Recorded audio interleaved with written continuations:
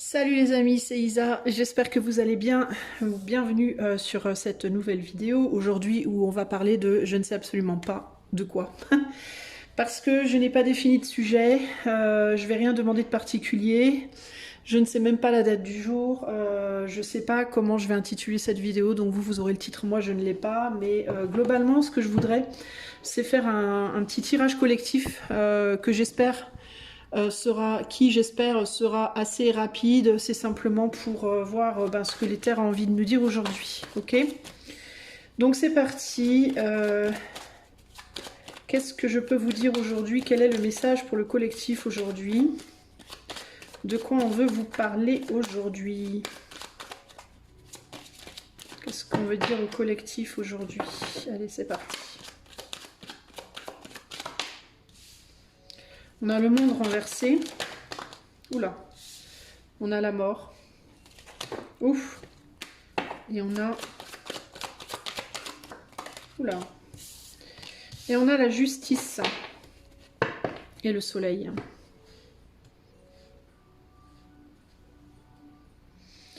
Alors, qu'est-ce qui me vient ici? On parle de séparation. On parle de séparation, mais pas en termes de séparation physique, mais plus en séparation de point de vue, bizarrement. Il peut y avoir ici une notion de devoir, dans certains cas, se départir de personnes qui ne pensent pas comme nous. Alors moi, c'est pas trop ma tasse de thé, entre guillemets, nécessairement de se séparer des gens qui pensent pas comme nous, mais il y a cette idée-là, il y a cette idée de... personnes qui sont capables de se remettre en question et celles qui ne le sont pas. De personnes qui vont être capables d'aller voir au fond d'elles certaines vérités, d'autres qui ne le feront pas. Et de nécessité de comprendre que c'est pas parce qu'on aime quelqu'un. Moi, ce qui me vient ici, en gros, c'est l'amour. L'amour ne fait pas tout. Et c'est pas parce qu'on aime quelqu'un que l'on peut tout faire avec cette personne et que l'on doit rester avec cette personne.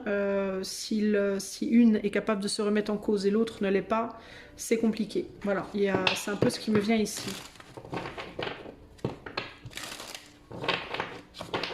Parfois, il faut savoir se départir de certaines personnes. Ça peut être de personnes, mais ça peut aussi être de situations qui juste ne conviennent plus pour pouvoir retrouver une forme d'équilibre. Il y a l'idée de la fusion avec ce soleil aussi ici, d'une certaine manière. Et l'idée que dans la fusion, dans les relations entre guillemets fusionnelles, on se perd aussi. Ok? Qu'est-ce qu'on veut vous dire hein, au collectif? Qu'est-ce qu'on veut dire au collectif aujourd'hui?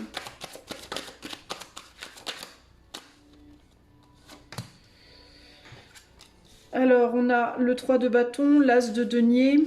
Et il y a l'idée que beaucoup d'entre nous ne veulent pas le faire, ne veulent pas quitter, ne veulent pas quitter, ne veulent pas se départir d'eux parce qu'il y a cette idée qu'on est pareil d'une certaine manière.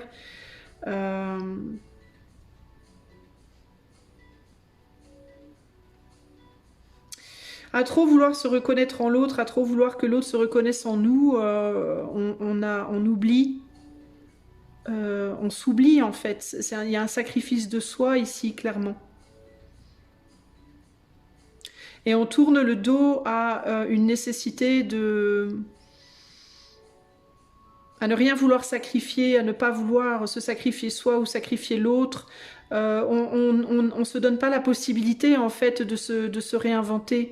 On se donne pas toutes les chances qu'on pourrait avoir de se réinventer. C'est ce qui me vient ici. Vous voyez ? Il y a des opportunités qui nous attendent, mais encore faut-il savoir les prendre, les saisir. En gros, il y a cette idée que les opportunités, elles viendront pas vous chercher. Elles vont se proposer à vous, mais si vous n'êtes pas capable de sacrifier quelque chose pour les prendre, ça va être compliqué, quoi. Après, ça reste un choix, évidemment, hein, mais on n'a rien sans rien, quoi. Vous voyez ? Parce qu'il y a quelque chose qui arrive là. Il y a même probablement plusieurs opportunités qui arrivent vers vous, les amis, mais il va falloir savoir les saisir. Et vous pouvez être dans dans un état d'esprit là présentement qui ne favorise pas nécessairement cette décision-là. Vous pouvez être en mode pour conserver un équilibre, je ne saisirai pas cette opportunité. Voilà, bah, c'est intéressant parce que ça me rappelle ceux dont on parlait ce matin avec Leïla, parce que pour les gens qui me connaissaient bien, vous connaissez aussi Leïla Medium. On en parlait ce matin justement de cette réalité que si on veut saisir de nouvelles opportunités dans la vie, ça passe par l'acceptation d'un déséquilibre. Et d'une perte temporaire de stabilité. Tout nouveau chemin de vie, toute grosse décision, toute décision majeure de vie vient forcément déstabiliser des choses. En fait, même les toutes petites décisions viennent forcément déstabiliser des choses, c'est juste qu'on ne s'en rend pas forcément beaucoup compte, on s'en rend plus compte, plus la décision est grande, plus la décision est entre guillemets radicale, et plus ça déstabilise, et plus c'est compliqué. Et j'ai l'impression qu'en ce moment, il peut y avoir une fatigue générale, il peut y avoir une blasitude générale en mode on n'a peut-être pas la force en fait. Il peut y avoir un manque de force en réalité. Mais ici, moi ce que j'y vois globalement, c'est bah oui, mais en même temps, il va falloir la trouver la force si vous voulez que les choses changent, parce que si vous la trouvez pas, ça va être compliqué. Ok, c'est ce qui me vient là, les amis. Les autres ne voudront pas forcément suivre le même chemin que vous. Il y a aussi cette compréhension ici, que chacun a sa voie, chacun a sa route, chacun son chemin. Chacun sa... C'est quoi déjà la chanson? Chacun sa route, chacun son chemin, passe le message à ton voisin. Bah tiens, je suis en train de te passer le message, tiens, on passe le bâton. Chacun ses opportunités, chacun sa route, chacun chez soi, tiens, chacun chez soi. Alors peut-être que dans certains cas, il va falloir vivre chacun chez soi. Peut-être que dans d'autres cas, il faudra quitter le chacun chez soi pour aller vers un chez soi commun. Mais il y a une idée ici véritablement que... bah, il faut savoir où est son cœur aussi, quoi. Faut pas faire les choses pour l'autre, faut faire les choses pour soi ici. Alors vous allez me dire, ouais mais c'est vachement égoïste. Oui et non, parce que si vous faites les choses pour vous, vous allez vous faire du bien. Et si vous vous faites du bien, vous serez plus heureux. Et si vous êtes plus heureux, ça sera plus facile ensuite de pouvoir aider les autres, voyez ? On a l'idée ici de remplir sa coupe pour pouvoir remplir celle des autres après. Si la vôtre est vide là maintenant et que vous voulez à tout prix rester dans une situation où quelqu'un ou quelque chose vous demande de remplir la sienne, ça va être compliqué de le faire si la vôtre est vide, véritablement. Donc pour moi, ici, globalement, on parle vraiment d'une opportunité qui arrive, voire de multiples opportunités, ou alors d'une opportunité qui pourrait en cacher d'autres derrière, qui peut dans un premier temps paraître superficielle, qui peut paraître difficile à tenter, mais qui vous rendra, si vous le faites, qui vous rapportera, qui vous permettra de rééquilibrer les choses, de retrouver peut-être votre destin, de reprendre peut-être le chemin de votre destin, de retrouver peut-être une forme de souveraineté, et d'aller vers des choses qui vous plaisent avec de la passion, avec de l'entrain, des choses qui vous réconcilieront avec vous-même, voyez, qui vous amèneront de nouvelles idées, des idées qui vous amèneront des succès aussi. Ok ? Si vous ne le faites pas, par contre, si vous décidez de rester en arrière et de continuer à nourrir un lien, alors ça peut être un lien avec quelqu'un, ça peut être un lien avec un travail, ça peut être un lien avec un lieu, hein. Dans certains cas ça peut demander avec les bateaux derrière, ça peut demander un déménagement, hein. Bah, ce qui se passera, c'est que vous allez vous sacrifier et la personne ou la situation pour laquelle vous allez vous sacrifier, elle hésitera peut-être pas quand son tour sera venu de partir. Et vous risquez peut-être bien de vous retrouver le nez dans le ruisseau et ça sera la faute à... Pas de peau? Non, à Rousseau. Vous voyez ce que je veux dire? En fait, il peut y avoir aussi ce besoin de se questionner ici sur ce que vous voulez faire pour les autres. Est-ce que les autres le feraient pour vous? Ça aussi, c'est une question qu'il faut vous poser. Si vous êtes à 100% sûr, si vous connaissez l'autre et que vous êtes à 100% sûr que l'autre le ferait pour vous aussi, parce que vous avez peut-être déjà eu des preuves dans le passé, alors peut-être que le mieux, ce serait de rester avec cette personne, à vous de voir. Si par contre, vous n'êtes pas sûr, si vous vous dites, si cette personne a une opportunité, est-ce qu'elle va être là pour moi? Est-ce qu'elle va sacrifier son opportunité pour moi? Et que la réponse est non, parce que vous avez déjà peut-être eu des preuves de ça, ou parce que vous avez des doutes, et en général, quand on a des doutes, c'est qu'il y a une raison. On n'a jamais des doutes sans raison. Alors parfois la raison n'est pas celle qu'on pensait, mais et en tout cas il n'y a jamais de doute sans raison. Ok, quand il y a du sel dans l'eau, c'est parce qu'on l'a mis là. On ne se dit pas juste il y a du sel dans l'eau alors qu'il n'y est pas, c'est parce qu'on l'a mis là. Alors des fois c'est un grain de sel, des fois c'est un pot de sel, mais si on se dit il y a du sel dans l'eau, c'est qu'il y a du sel dans l'eau. Ok, c'est parce que quelqu'un l'a mis. Je ne sais pas si c'est le meilleur exemple, mais c'est l'exemple qui me vient en tout cas. Donc si vous avez des doutes sur la loyauté de cette personne ou de cette situation, bah, comment vous dire les amis, hein? Parce que cette personne-là, je ne sais pas si elle serait là. Ouais. Elle n'a peut-être pas autant envie d'être là que vous le pensez. Cette personne, cette situation, c'est peut-être pas le choix qu'elle ferait. Et si elle avait un autre choix, elle serait peut-être ailleurs. Donc posez-vous les bonnes questions, les amis, ok? Aujourd'hui, c'est un peu ça l'idée. C'est vous, c'est moi ou l'autre? Moi ou cette situation? Que faire? Donc si une opportunité vient vers vous et que vous avez des doutes ou que vous savez pertinemment que l'autre ne vous porterait pas autant d'attention que vous lui portez ou la situation en question, moi je ne suis pas là pour vous dire ce que vous devez faire, mais je vous dis juste posez-vous des questions, ok? Qu'est-ce qu'on peut dire de plus là? Pour ce petit message collectif, encore une fois, le risque ici, c'est un risque que vous prenez de rester dans cette situation. Alors vous allez peut-être aussi penser que le risque, c'est de partir de cette situation. Pouvoir, ça peut vous faire vraiment peur. C'est quelque chose qui peut vous paraître beau. En mode, c'est un peu trop beau pour être vrai. Peut-être pas. Peut-être, mais peut-être pas aussi, vous voyez ?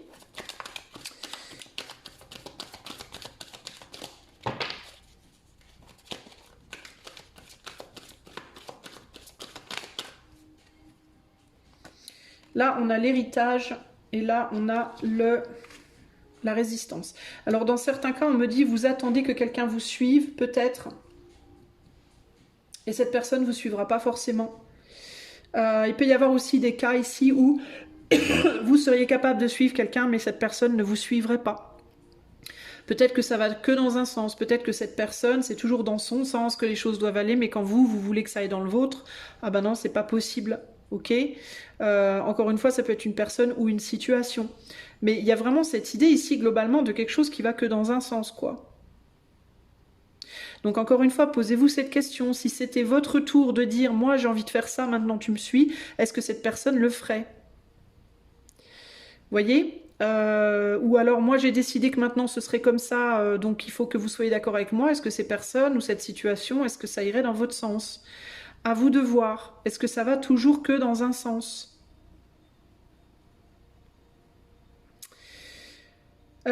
Il peut y avoir aussi une idée ici de difficulté à avancer, à saisir cette opportunité parce que vous pourriez avoir peur que cette opportunité vous enferme d'une certaine manière. Vous pourriez avoir peur que cette opportunité vous pèse, malgré qu'elle pourrait vous amener des belles choses.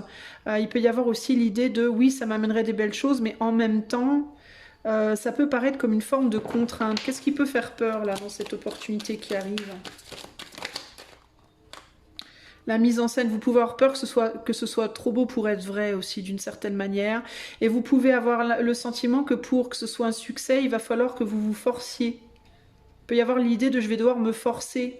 Et j'ai pas forcément envie de me forcer. Il peut y avoir un manque d'optimisme du coup. Et ce manque d'optimisme peut être lié à un manque d'optimisme de manière générale vis-à-vis du futur, vis-à-vis de votre futur. Et c'est aussi ce qui peut vous maintenir en arrière sur votre présent, votre passé. Du coup, ça peut demander, la force que ça va vous demander, c'est peut-être dans un premier temps, comme on dit en anglais, fake it till you make it, c'est-à-dire faites semblant jusqu'à ce que ça fonctionne. Ça peut vous demander de démarrer par un petit peu de théâtre de votre part, c'est-à-dire je vais me mettre un coup de pied aux fesses et je vais faire ce qu'il faut, je vais me forcer un peu. Parce qu'il y a de la résistance, je vais devoir me forcer un peu jusqu'à ce que j'acquérisse une plus grande légèreté face à la situation. Il peut y avoir une difficulté à démarrer, entre guillemets, vous voyez ? Il peut y avoir aussi la peur que quelque chose vous échappe. Donc il y a des peurs, il y a de la fatigue et il y a une difficulté à aller vers le neuf. Qui n'est peut-être pas neuf. Parce qu'on a l'héritage. Donc ça peut être quelque chose de nouveau, mais que vous avez déjà connu, vous voyez, genre un nouveau boulot, mais que vous avez déjà fait dans le passé, une nouvelle relation, mais ce type de personne vous connaissez déjà, une nouvelle relation, mais avec un ex, quelque chose qui vient, qui est nouveau, mais qui qu'en même temps vous avez déjà visité. Mais il y a cette idée que ça peut être un tremplin pour d'autres choses qui seront complètement nouvelles. Encore faut-il oser le prendre, ce tremplin. Vous voyez ? C'est ça ici. On a la patience renversée, donc un manque de patience. Il y a quelqu'un aussi qui peut vous dire, qui peut vous demander d'être patient ou patiente, de ne pas y aller, de ne pas avancer. En mode, mais non, ne fais pas ça, je vais t'apporter ce que tu veux, moi, il faut juste que tu sois patient, patiente, c'est pas forcément la vérité. Encore une fois, est-ce que cette personne-là, vous pouvez vraiment compter dessus? Voyez? Vous-même, vous pouvez être dans une forme d'impatience par rapport au fait que rien ne bouge, que les choses ne vont pas dans votre sens, que vous attendez peut-être quelque chose ou quelqu'un depuis un bon moment et que ça ne vienne pas. Du coup, la situation, elle devient délicate, les amis. Et là, on a l'adaptabilité, donc il va falloir s'adapter dans les deux sens. Si vous choisissez de rester où vous êtes, vous allez devoir vous adapter peut-être à quelqu'un d'autre ou à une situation qui ne vous plaît pas forcément, et vous n'êtes pas sûr de la finalité. Et si vous avancez, il va falloir vous adapter à une nouvelle donne, mais au moins, vous avez peut-être une chance là derrière d'avoir plus d'opportunités. Donc, il va vous falloir décider de ce que vous voulez faire et ça va vous demander de l'endurance, les amis. Ok ? Sur le plan vraiment plus collectif, c'est-à-dire si on parle véritablement, par exemple, de la France ou de la Belgique ou du Canada, peu importe d'où vous m'écoutez, de la Guadeloupe ou Dieu sait où, bah, c'est un peu la même en fait. Il y a cette idée de, on a en tant que pays, en tant que nation, en tant que groupe de gens, la possibilité d'aller vers des choses nouvelles, mais aller vers des choses nouvelles, ça va nous demander peut-être dans un premier temps de revenir en arrière, de revisiter quelque chose qu'on connaît déjà et sur lequel il va falloir se réadapter et ça peut être prise de tête, sauf que si on le fait pas, si on attend que les choses changent avec ce qu'on a aujourd'hui, on peut attendre longtemps et les personnes sur qui on compte aujourd'hui, dès qu'elles auront l'occasion de nous filer entre les pattes, elles le feront. Ok ? Donc c'est un peu global, il y a vraiment cette idée de vous avez le choix, c'est ou bien vous tentez votre chance, même si dans un premier temps ça demande un retour en arrière et si ça demande de la force et de l'adaptabilité, de devoir se réadapter, ben écoutez, peut-être qu'il vaut mieux le faire parce que ça va être la possibilité de retourner en arrière mais pour aller mieux de l'avant par la suite. D'accord ? Parfois, il le faut, ok ? Je vais vous donner un exemple concret. Vous avez 20 ans, vous quittez papa-maman pour aller vous installer avec votre chéri. C'est la première fois, ok ? Vous quittez papa-maman, vous allez vous installer avec votre chéri, sauf que manque de bol, au bout de 2 ans, ça marche plus, faut partir. Ben, qu'est-ce qu'il faut faire? J'arrive pas à retrouver un boulot là tout de suite et un appart là tout de suite pour moi tout seul ou moi toute seule. Ben, il va falloir que je retourne chez papa-maman pendant peut-être 1 ou 2 mois, le temps de retrouver des bases et de chercher un nouvel appart. Vous voyez, il y a cette idée, il faut retourner en arrière temporairement, mais pour pouvoir repartir de plus belle après. Ok? Et ça, c'est le truc qui peut vous faire dire « Ah ben non, oh non, c'est chiant. Non, je préfère rester dans mon couple pourri en espérant qu'un jour ça ira mieux. » Sauf que l'autre, votre autre, avec qui ça marche pas, ben à la première occasion, il ou elle va se faire la malle et vous laisser le nez dans le ruisseau. Ok ? Donc, est-ce que c'est ce que vous voulez? Puis une fois que vous aurez le nez dans le ruisseau, ben vous serez bien embêté, entre guillemets. Alors évidemment, vous retournerez quand même chez papa-maman au final. Mais vous auriez été beaucoup plus vite et vous auriez perdu moins de temps et vous auriez moins souffert si vous aviez juste pris sur vous pour le faire de vous-même en réalité. Vous voyez ? Parce que dans cette situation, il y a aussi une leçon, et c'est la leçon de ne pas attendre que les choses se fassent pour vous, mais prendre vos propres initiatives. Ne pas attendre constamment que la vie vous envoie dans le mur. Être capable, avant que ça arrive, pour gagner du temps, et aussi pour vous individualiser, pour devenir plus indépendante émotionnellement, d'être capable de voir quand la situation, elle va plus. Bon bah là ça va plus, il faut que je fasse quelque chose, je vais pas attendre 10 ans que ce soit la vie qui me mette le nez dedans entre guillemets quoi, vous voyez. Il y a un peu ici le truc de l'enfant qui veut pas faire ses devoirs et qui attend que papa, maman punissent pour le faire, quoi. Sauf que ça perd du temps et c'est beaucoup plus douloureux que si l'enfant prend sur lui et fait ses devoirs tout seul. Vous voyez ce que je veux dire? Ben, c'est un peu l'idée, là. En fait, on nous botte un peu les fesses. On nous donne un peu un coup de bâton ici, là. Vous voyez? Et il y a vraiment cette idée de quelque chose ou quelqu'un qui ne veut pas nous lâcher là, hein. Quelque chose ou quelqu'un qui fait preuve un peu d'égoïsme. Alors c'est pas forcément une mauvaise personne, hein. Ça peut être quelqu'un de très gentil, mais qui dans son comportement est égoïste et qui s'en rend pas forcément compte non plus, voyez. Et on manque peut-être de prudence par rapport à cette personne, et c'est une personne avec qui on est lié.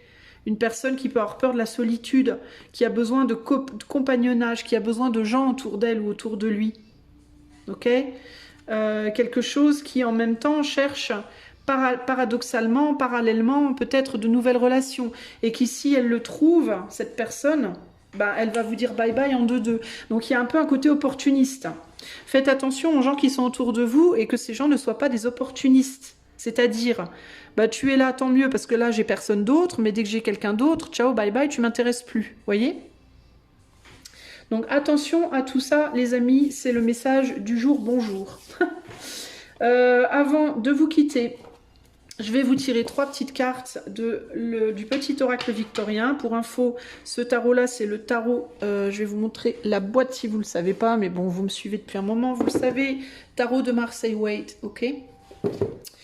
Alors, je vais vous tirer 3 cartes, vous faites votre choix. Et ça sera un petit message pour vous, les amis. Alors, avant de terminer également, je vous indique que ma chaîne est totalement démonétisée. Donc, si vous souhaitez m'aider avec un petit don, vous pouvez le faire avec les liens qui sont dans les commentaires. Je propose également des consultations privées. J'ai de la disponibilité pour le mois d'octobre. Donc, si vous souhaitez avoir des infos, vous pouvez me contacter sur l'eau-du-puits, tout attaché. l'eau-du-puits@gmail.com.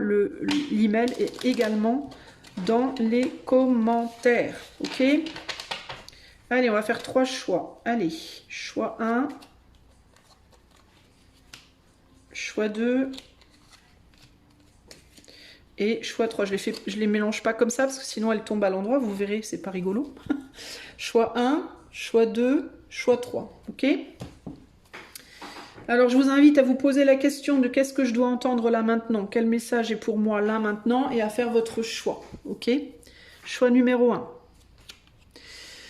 Les connaissances, de toutes les connaissances, conjuguent l'essence à l'expérience. Tout le reste n'est que futilité, ou nouveau champ à explorer. Va en quête de ta vérité, ok? Ça, c'est le choix 1. Pour le choix 2. Le souverain. Partage tes richesses, qu'elles soient d'or, de temps ou de talent, telle une semence avec sagesse. Elles t'offriront pièces, monnaie ou autres présents. Choix 3.